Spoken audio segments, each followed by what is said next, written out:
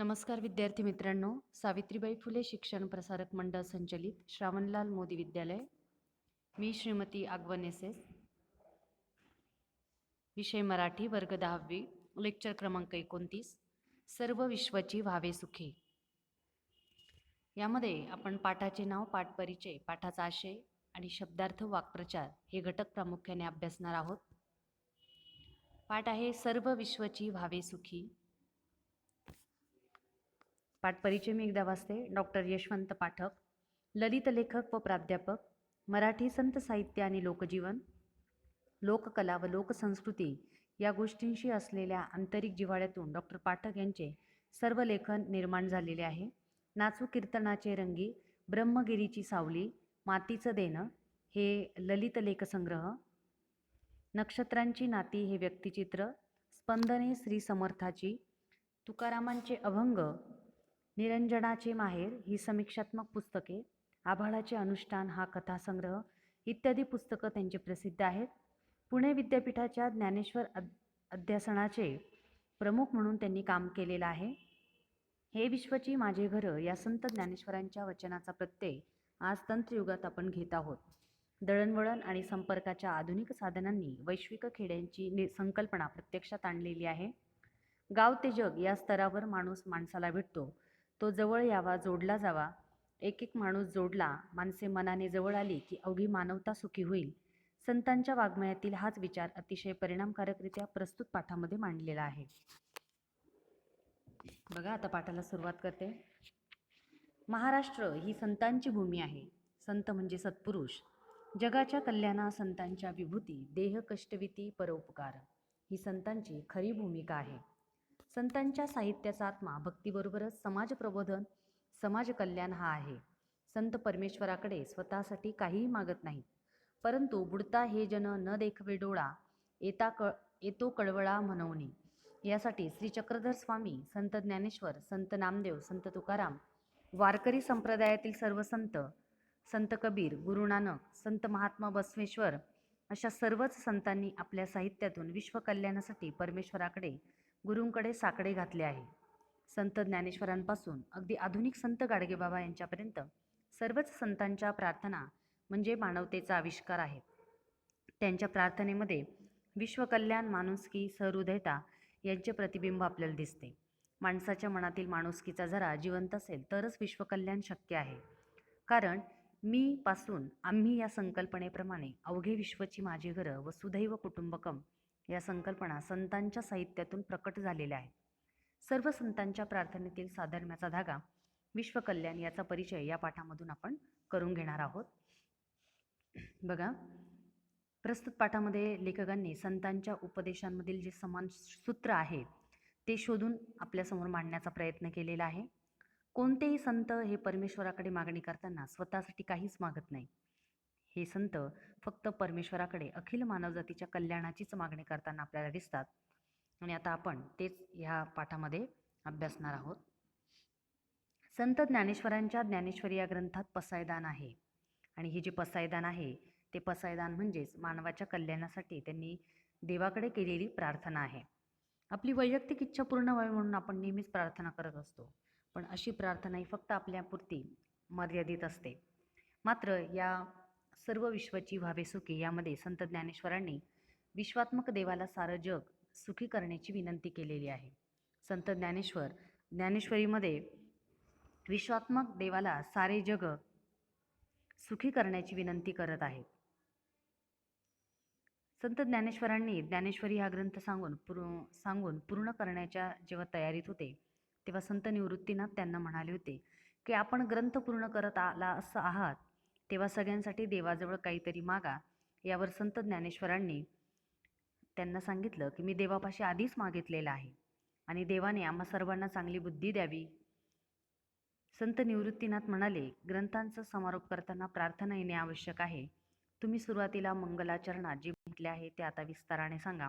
आणि खरं तर यातूनच मग पसायदानाची निर्मिती झालेली आहे. आता संत ज्ञानेश्वरांनी जे पसायदान लिहिलेलं आहे त्या पसायदानामध्ये त्यांनी अगदी विनम्रपणे परमेश्वराला हात जोडून विनंती केलेली आहे. निसर्गातील फुले, फळे, वृक्ष, नद्या, निर्झर, समुद्र सूर्य, चंद्र, तारे एकोप्याने राहतात यांचा दाखला देत आपणही गुण्यागोविंदाने राहावे हे संत ज्ञानेश्वरांनी सांगितलेलं आहे. आणि ते पसायदानामध्ये म्हणतात, जे खळांची व्यंकटी सांडो तया सत्कर्मी रती वाढो, भूता परस्परे पडो मैत्र जीवाचे, दुरिताचे तिमिर जाओ विश्वस्वधर्म सूर्य पाहो, जो जे वांछिल तो ते लाहो प्राणी जात.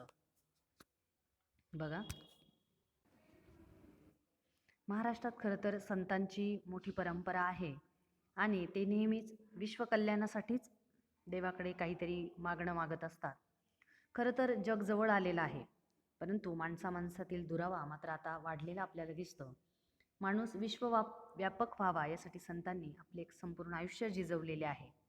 आणि सर्वसामान्य माणसं जसं स्वतःच्या कल्याणासाठी देवाकडे मागतात, तसं न वागता हे जे संत मंडळी आहे ते विश्वकल्याणासाठी देवाकडे प्रार्थना करतात. आणि या पाठामध्ये देखील आपल्याला दिसतंय की संत ज्ञानेश्वरांनी जे पसायदान लिहिलेलं आहे त्यामध्ये देखील ते माणसाने आपल्या मनातील दुष्टावा नाहीसा केला पाहिजे. संत ज्ञानेश्वरांनी याला खळांची व्यंकटी सांडो असं म्हटलेलं आहे. दुरिताचे तिमिर जाओ असं म्हटलेलं आहे. दुरित म्हणजे दुष्कर्म. या जगातून दुष्कर्माचा अंधार नाहीसा हो, ज्याला जे जे हवे आहे ते ते मिळो, अशी विश्वकल्याणाची प्रार्थना त्यांनी केलेली आहे. आणि असंच मागणं संत नामदेवांनीही परमेश्वराकडे मागितलेलं आपल्याला या पुढच्या अभंगामध्ये दिसतं. अहंकाराचा वारा न लागो राजसा, माझ्या विष्णुदासा भाविकासे.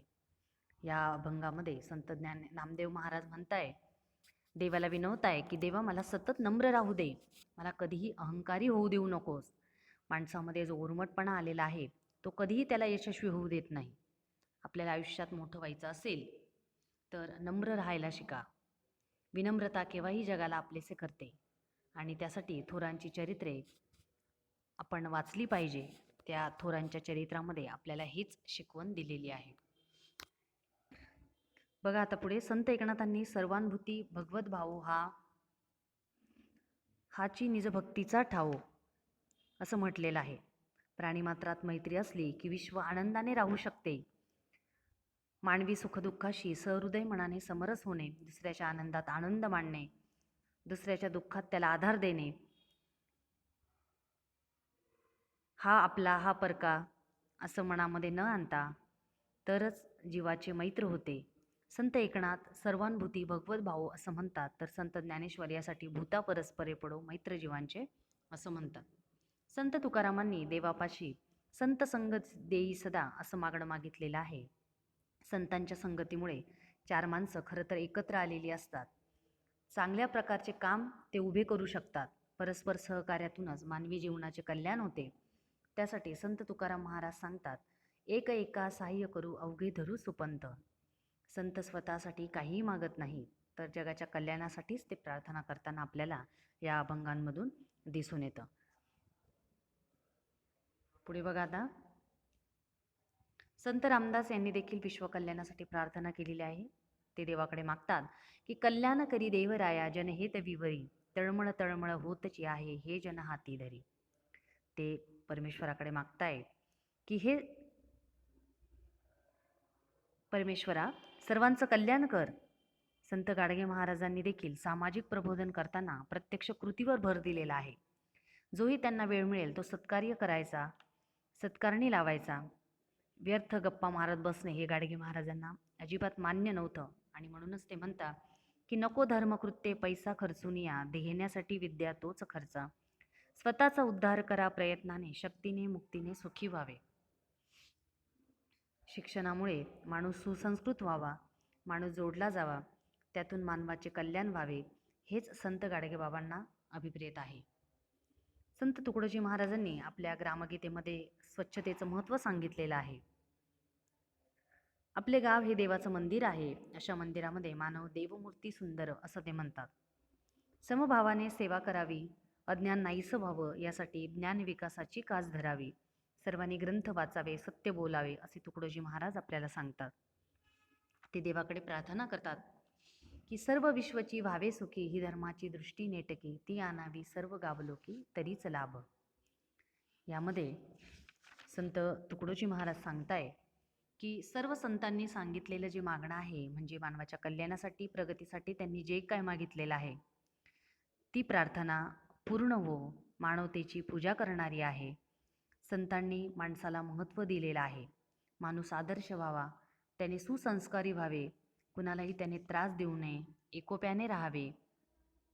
माणूस कदापिही एकाकी राहू शकत नाही. त्याला संवादाची खरं तर नितांत गरज असते. म्हणून माणसाने कुणालाही दुखावता कामा नये. शक्यतो दुसऱ्याच्या उपयोगीच त्याने पडावं, हीच खरी मानवता आहे आणि तेच आपण आचरणात आणावं. आजच्या या विज्ञान युगात विज्ञान तंत्रज्ञानातील संशोधनामुळे खरं तर विश्व जवळ आलेलं आहे.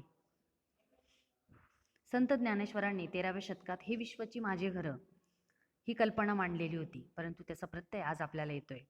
आज आपण जगात कुठेही जाऊ शकतो. संत ज्ञानेश्वरांनी अभिप्रेत असलेला माणसांना जोडणारा जिव्हाळा आज कुठेतरी आपल्याला हरवलेला दिसतो. तो जपण्यासाठी आपण सुसंस्कृत असायला हवे,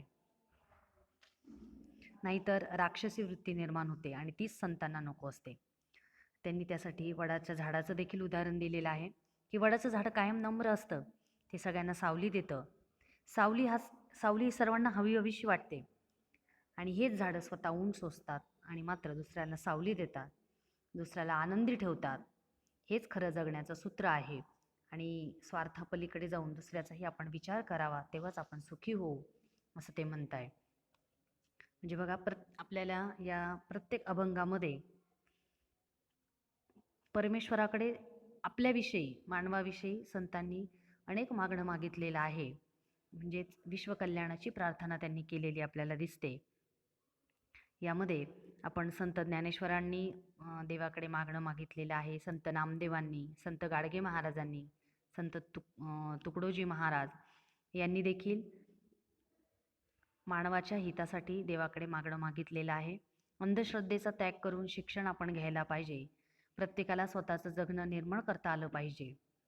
हेच आपल्याला तुकडोजी महाराज इथे सांगताना दिसतात. अज्ञान दूर करावं, ज्ञानविज्ञानाची कास धरावी, ग्रंथांचं वाचन करावं. म्हणजेच एकंदरीत सर्व संतांनी मानवतेच्या कल्याणाची चिंता वाहिलेली आपल्याला इथे दिसून येते. सर्वांनी एकमेकांशी गुण्यागोविंदाने नांदावे, कुणालाही त्रास देऊ नये, सहकार्य करावे, हेच संतांच्या शिकवणुकीचे आपल्याला सार सांगता येते. पाठामध्ये काही शब्दार्थ आणि वाक्प्रचार आलेले आहेत, ते आपण बघूया. साधर्म्य म्हणजे समान गोष्ट, चिरंजीव म्हणजे चिरकाल टिकणारी गोष्ट. वाक्प्रचार बघू. साकडं घालणं म्हणजे विनवणी करणे, आपलेसे करणे म्हणजे आपुलकी निर्माण करणे, समरस होणे म्हणजे एकरूप होणे.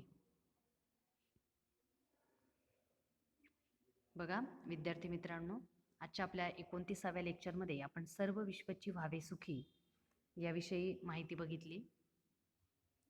यानंतरच्या आपल्या पुढच्या 30व्या लेक्चरमध्ये आपण स्थूल वाचन व्युत्पत्ती कोश या पाठाविषयी माहिती बघणार आहोत. धन्यवाद.